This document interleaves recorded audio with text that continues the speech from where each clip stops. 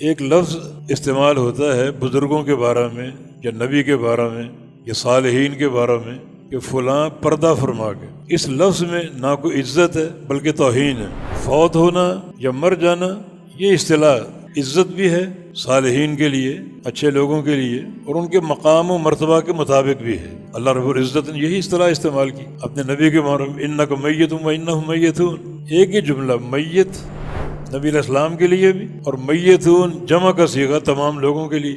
یہ نہیں کہا کہ لوگ مر جائیں گے اور آپ بھی پردہ فرما جائیں گے۔ اللہ تعالیٰ سے بڑھ کر نبی کا اعزاز و اکرام کرنے والا اور کون ہو سکتا ہے؟ اور آپ کے یار غار، آپ کے صحابی ابوبکر صدیق رضی اللہ عنہ، نبی علیہ السلام کے انتقال کے بعد کیا فرمایا؟ من کان یعبد منکم محمدا فإن محمدا قد مات۔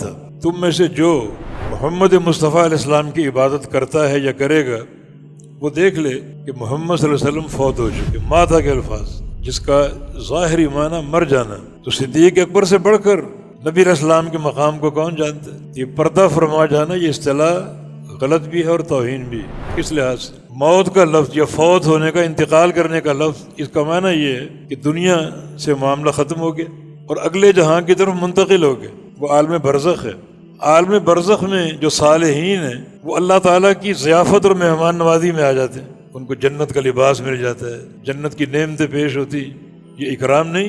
اور اگر آپ عقیدہ یہ رکھیں کہ مرے نہیں، پردہ فرما کے، وہ جو اللہ کی ضیافت ہے، اللہ کی مہمان نوازی عالم برزخی حاصل نہیں ہوئی، وہ تو حاصل ہوتی مرنے کے بعد۔ وہ آپ کا عقیدہ ہی نہیں۔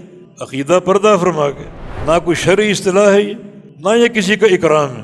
اکرام اسی لفظ میں ہے جو اللہ نے استعمال کیا۔ یہ پردہ فرمانے کی اصطلاح ہے ہی نہیں کہیں۔ یہ اعتقادی بدعت ہے اور یہ گستاخی ہے، اصطلاح غلط ہے یہ۔